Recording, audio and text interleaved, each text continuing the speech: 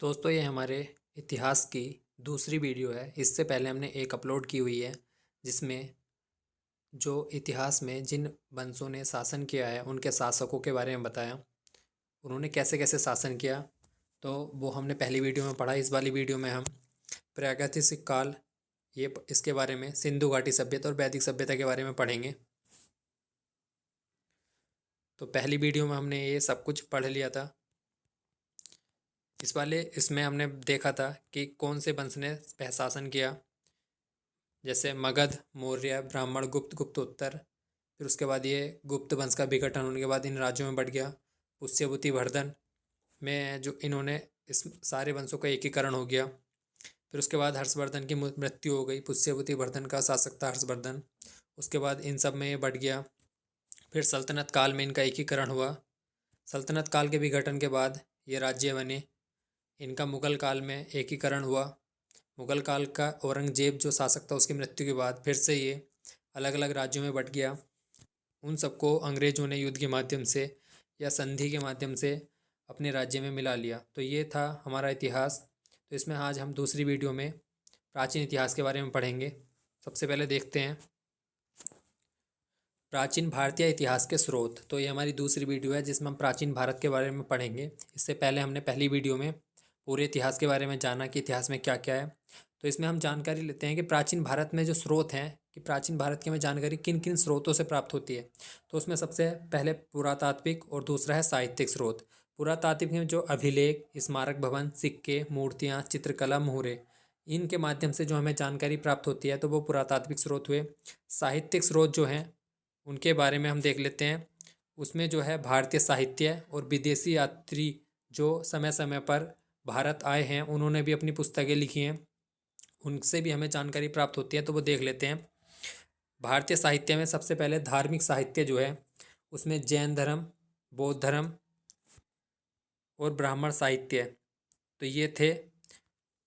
धर्मनिरपेक्ष साहित्य जो है उसमें अर्थशास्त्र है कौटिल्य का, राजतरंगिणी कल्हड़ की, अष्टाध्यायी पाणिनि, मुद्रा राक्षस विशाखादत्त, अभिज्ञान शाकुंतलम, रघुवंश, मेघदूत, मालविघ्नामित्र, ये कालिदास के हैं। तो ये बहुत ही इंपॉर्टेंट है, इनके सबके रचयिता याद रखने हैं।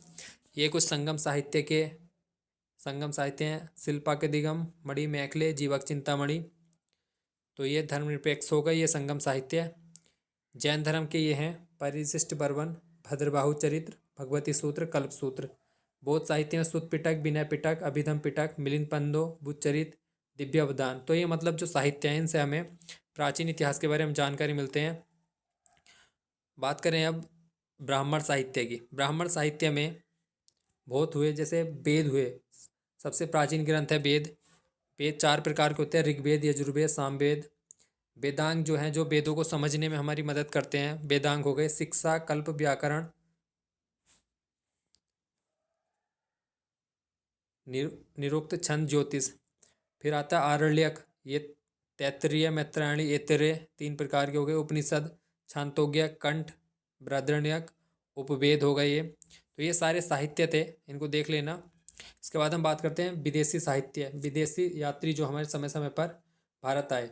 यूनानी जो यात्री आए हैं, मेगस्थनीज, टॉलमी, हेरोडोटस, निर्याकस, अरिस्टोबुलस, ये यूनानी थे। चीनी यात्री फाहियान, हुइनसांग, इत्सिंग और अरबी अल सुलेमान, अल मसूदी, इब्न बतूता।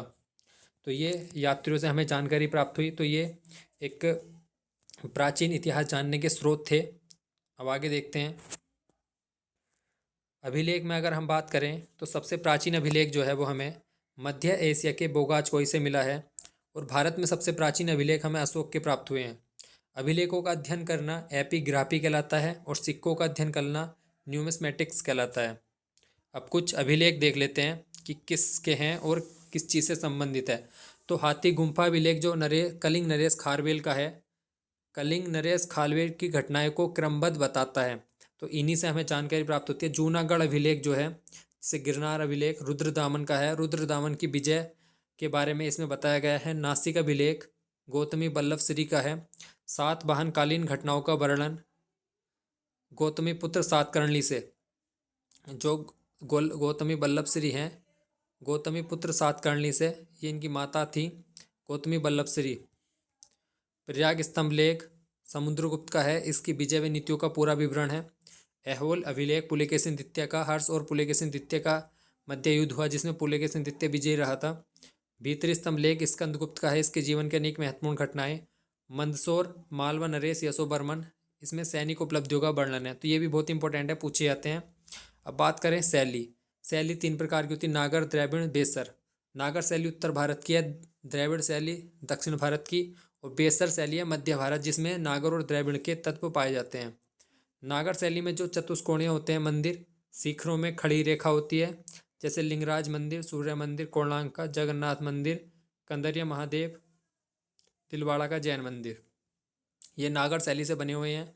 द्राविड़ शैली में वर्गाकार गर्भगृह होता है, पिरामिड नुमा होते हैं, महाबलीपुरम मंदिर, कांची का मंदिर, ऐहोल मंदिर, बातापी, तंजौर, ये सब द्रविड़ शैली में है। बेसर शैली में नागर और द्रविड़ का मिश्रण होता है, इसमें कैलाश मंदिर और ऐहोल मंदिर, ये इन शैलियों में बने हुए मंदिर हैं। अब आगे देखते हैं प्रमुख साहित्यिक रचनाएं जो एग्जाम में बार बार पूछी जाती हैं, जो पुस्तक रचनाएं हैं किस रचनाकार ने लिखी और वो किस से संबंधित है। सबसे पहले बात करते हैं अष्टध्यायी, पाणिनि की है, व्याकरण ग्रंथ है। मुद्रा राक्षस विशाखा दत्त की है, मौर्य काल के बारे में बताया गया है। महाभाष्य पतंजलि की है, पुष्यमित्र सूक्त के विषय में बारे में बताया गया है। कथा सरित सागर सोमदेव की है, इसमें मौर्य काल के बारे में बताया गया है। व्रत कथा मंजरी क्षेमेंद्र की है, मौर्य काल के बारे में जानकारी मिलती है। अर्थशास्त्र कौटिल्य की, मौर्य काल की जानकारी।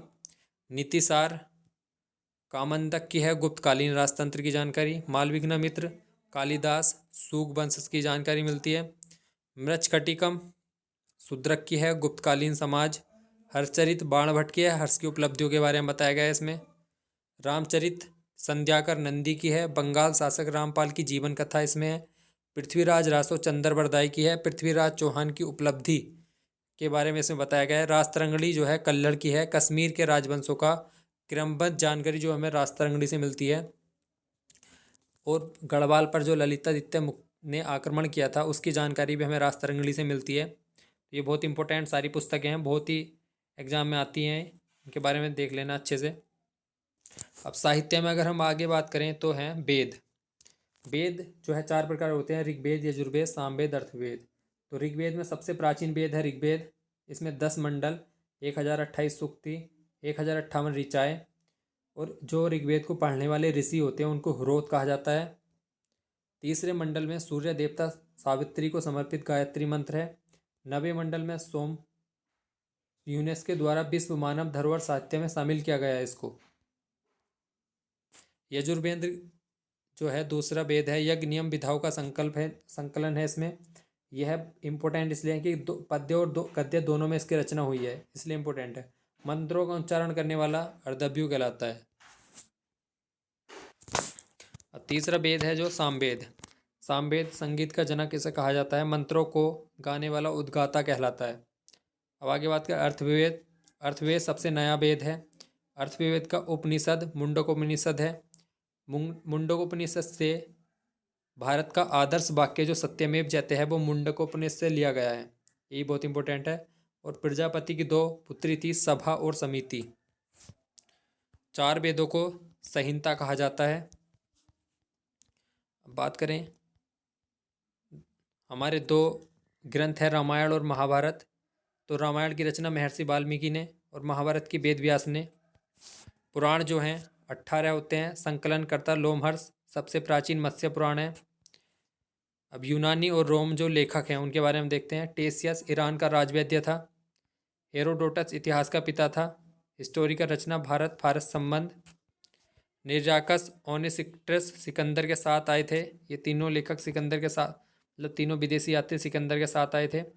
मेगानिस्थनी जो है सेल्यूकस निकेटर का राजदूत था, चंद्रगुप्त मौर्य के समय आया था ये।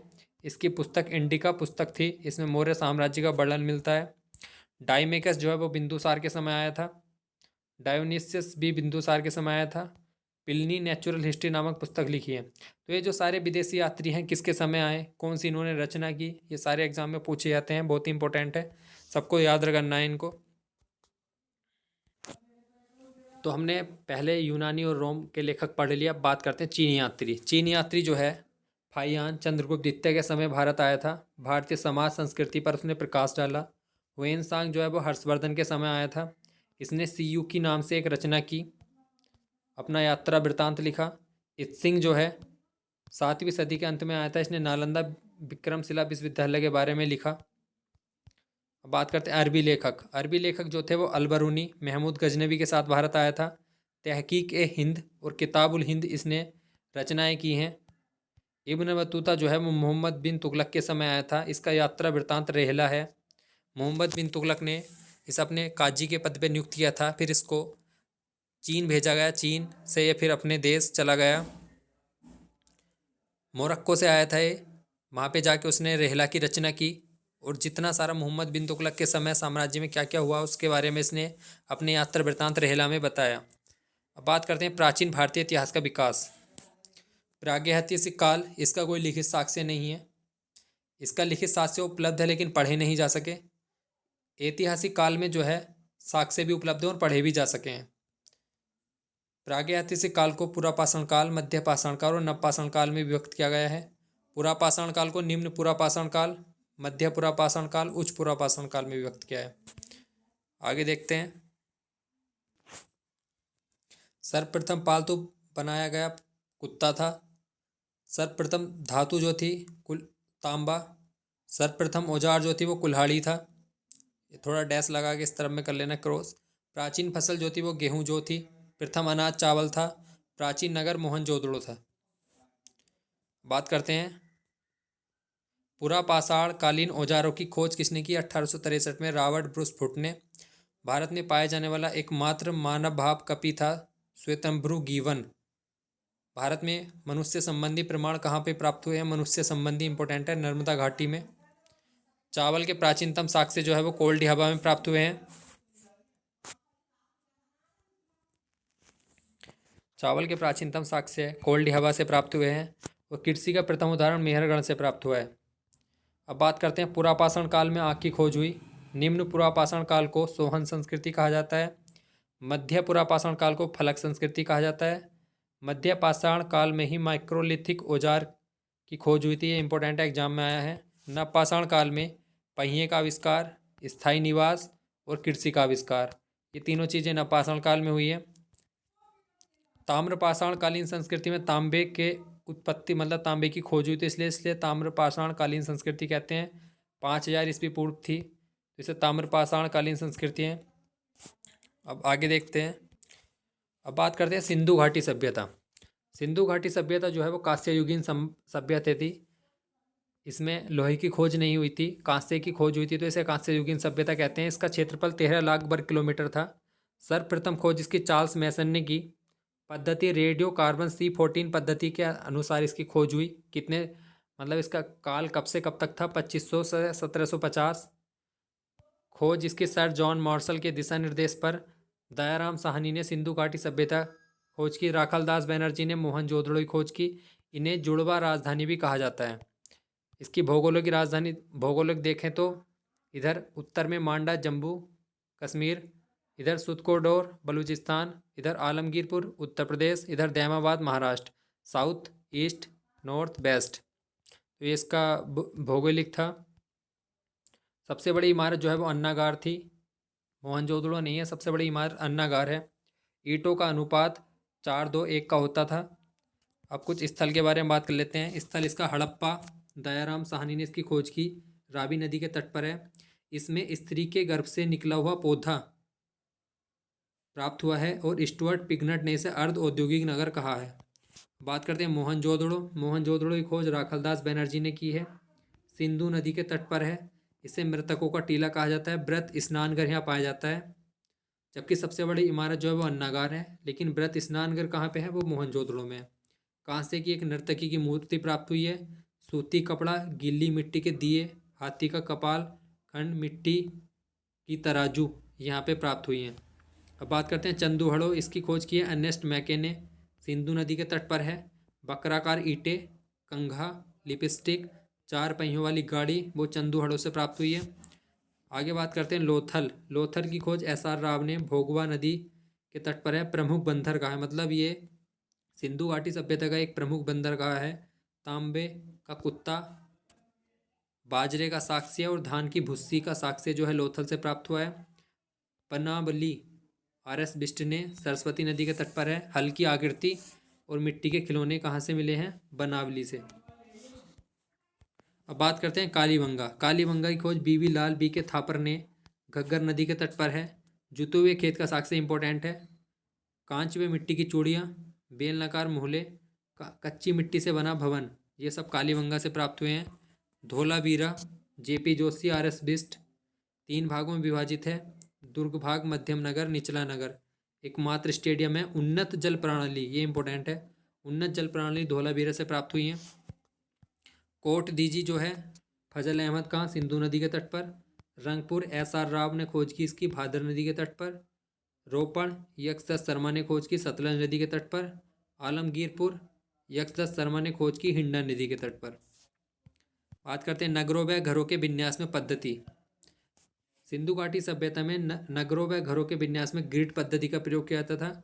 घोड़े के अस्थिपंजर सुरकोतदा से प्राप्त हुए हैं। तोल व माप की इकाई 16 के अनुपात में थी। विनाश का कारण बाढ़ होता, मतलब जो सिंधु घाटी सभ्यता का विनाश हुआ है वो बाढ़ के कारण हुआ है। बर्तन इसमें काले रंग से डिजाइन किए हुए लाल रंग के बर्तन मिले हैं। समाज मात्र सत्तात्मक था। तो ये थी सिंधु घाटी सभ्यता। बात करते हैं वैदिक सभ्यता। सिंधु घाटी सभ्यता का काल जो था वो 2500 से 1750 तक था, लेकिन वैदिक काल जो है वो 1500 से 600 ईस्वी तक है। वैदिक काल को देख लेते हैं। पितृ प्रधान था, जबकि सिंधु घाटी काल जो था वो मातृ प्रधान था। आर्य आए मध्य एशिया से। मैक्स मूलर ने बताया कि जो आर्य आए थे वैदिक काल में वो मध्य एशिया से आए थे और ये भारत में, पंजाब में और अफगानिस्तान में आकर बसे थे। यह ग्रामीण सभ्यता थी, जबकि सिंधु घाटी सभ्यता शहरी थी। इसकी भाषा संस्कृत थी। वैदिकों की भाषा कैसी थी? संस्कृत। अब बात करते हैं प्रशासन। प्रशासन कैसा था? सबसे बड़ी इकाई कुल, सबसे छोटी इकाई कुल होती थी। सबसे छोटी इकाई थी कुल, और उसके बाद बहुत सारे कुल मिलकर ग्राम बनाते थे, जिसका अध्यक्ष जो था वो ग्रामीणी होता था। बहुत सारे ग्राम मिलकर बिस बनाते थे, उसे उसका अध्यक्ष बिस्पति होता था। बहुत सारे बिस मिलकर जन बनाते थे, इसका अध्यक्ष राजन होता था। और राष्ट्र जो है सबसे बड़ी इकाई होती थी वैदिक काल में। अब बात कर लेते हैं कुछ प्रशासनिक अधिकारी। पुरप जो है वो दुर्गपति होता था। बाजपति गोचर भूमि का अधिकारी इंपॉर्टेंट है। उग्र जो है वो अपराधी को पकड़ने वाला होता था। स्पष्ट जनता की गतिविधियों को देखने वाला, ये बहुत इंपॉर्टेंट है। पड़ी व्यापार हेतु दूर दूर जाने वाला व्यक्ति जो होता था पड़ी कहलाता था। बैक नॉट ऋण देकर ब्याज लेने वाला, मतलब ये ऋण देता था उसके बाद फिर ब्याज वसूलता था। सिरा जो है इसमें हल को सिरा कहा गया है और हल रेखा को सीता कहा गया है। बात करते हैं अब ऋग्वैदिक काल जो है इसको 2 काल में विभाजित किया हुआ है। 1500 से 1000 तक ऋग्वैदिक काल, और उत्तर वैदिक काल 1000 से 600 ईस्वी तक। राज्य को सलाह देने वाली 2 समिति होती थी, एक सभा और एक समिति। यह श्रेष्ठ लोगों की होती थी। समिति जो है जबकि सामान्य लोगों की होती थी। तो ये राजा को 2 सलाह देने वाली संस्था थी, बहुत इंपॉर्टेंट है दोनों, सभा और समिति। इसका अध्यक्ष जो है वो ईशान कहलाता था। इसमें महिलाएं भाग ले सकती थी, तो ये बहुत इंपॉर्टेंट है। अब बात करते हैं 10 राज्य युद्ध। 10 राज्य युद्ध जो होता है वो राजा सुदास और 10 राजाओं के मध्य हुआ था। परुष्णी रावी नदी के तट पर। रावी का प्राचीन नाम परुष्णी था।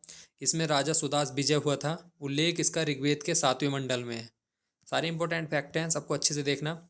समाज जो है वो 4 वर्ण में विभाजित था। ब्राह्मण की उत्पत्ति मुख से हुई, क्षत्रिय भुजा से, वैश्य जांघों से, शूद्र पैरों से, ये समाज था। महिलाएं जो हैं पुरुष के साथ यज्ञ में भाग ले सकती थी। ऋग्वेद में लोपामुद्रा, घोषा, सीकता, आपला, विस्पास, ये मतलब इन स्त्रियों का वर्णन ऋग्वेद में मिलता है। गार्गी में यज्ञ याज्ञवल्क्य को वाद विवाद में चुनौती दी गई है। गार्गी ने याज्ञवल्क्य को वाद विवाद में चुनौती दी। अविवाहित रहने वाली महिला को अमाजू कहा जाता था। अब बात करते हैं मुख्य व्यवसाय, मतलब जो ये वैदिक सभ्यता थी इसमें पशुपालन जो है आर्यों का मुख्य व्यवसाय जो था पशुपालन था, और कृषि भी करते थे। अगन्या गाय को न मारे जाने वाला पशु हुआ, मतलब जो वैदिक काल में अगन्या गाय को न मारे जाने वाला पशु। आर्यों का प्रिय पशु घोड़ा था और वैदिक काल में ही लोहे की खोज हुई थी। बहुत इंपॉर्टेंट है ये भी। गंगा का एक बार उल्लेख हुआ, यमुना का 3 बार और सिंधु का सर्वाधिक बार, और सरस्वती नदी का सर्वाधिक महत्वपूर्ण नदी है। जब ऋग्वेद की बात है, ऋग्वेद में गंगा का एक बार उल्लेख हुआ है, यमुना का 3 बार, सिंधु का सर्वाधिक बार, जबकि सरस्वती सबसे महत्वपूर्ण नदी है। अब बात करते हैं नदियाँ जिनके प्राचीन नाम थे। कुब्रु को कुर्रम, कुभा का काबुल, पितस्ता का झेलम, अस्कनी का चिनाब, परुष्णी राबी, सतुद्री सतलज, बिपाशा ब्यास, सदा नीरा गंडक, द्रसदती घग्गर, गोमती गोमल, सुबुस्तु स्वात। तो ये नदियों के प्राचीन नाम थे और अब आधुनिक नाम है। अब बात करते हैं आर्य शब्द का अर्थ। आर्य शब्द का अर्थ होता है श्रेष्ठ, उत्तम और अभिजात कुलीन। बलि एक प्रकार का कर था जो प्रजा द्वारा राजा को दिया जाता था। मतलब एक कर था ये बलि। ये कर भी बहुत एग्जाम में पूछे जाते हैं, इंपॉर्टेंट है। कर था जो प्रजा राजा को देती थी। बहतू जो है कन्या को दिया जाने वाला उपहार का घोतक था। मतलब जो कन्या को उपहार दिया जाता था उसे बहतू कहा जाता था। सूत जो होता था वो राजा का सारथी। ग्रामीणी गांव का मुखिया। संग्रहिता कोषाध्यक्ष था। अक्साबा पासे के खेल में राजा का सहयोगी। अब बात करें मुद्रा की। मुद्रा निष्क, शतमान,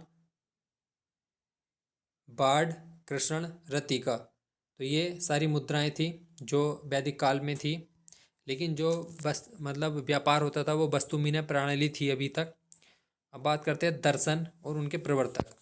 सांख्य दर्शन के कपिल थे प्रवर्तक, सबसे प्राचीन है। न्याय के गौतम, योग पतंजलि, चारवाक के चरवाक थे। पूर्व मीमांसा के जैमिनी, उत्तर मीमांसा के बदरायण और वैशेषिक के थे कणाद या उलूक। तो ये हमारे इतिहास की दूसरी वीडियो थी जिसमें हमने प्राचीन इतिहास के साहित्यिक और पुरातात्विक स्रोत के बारे में, सिंधु घाटी सभ्यता और वैदिक सभ्यता हमने इसमें पढ़ी हैं। इससे आगे की जो हैं वो तीसरी वीडियो में बनाएंगे। 2 वीडियो अब तक कंप्लीट हो चुकी हैं जो दोनों हमने अपलोड की हुई हैं। धन्यवाद। वीडियो को अच्छे से देखें।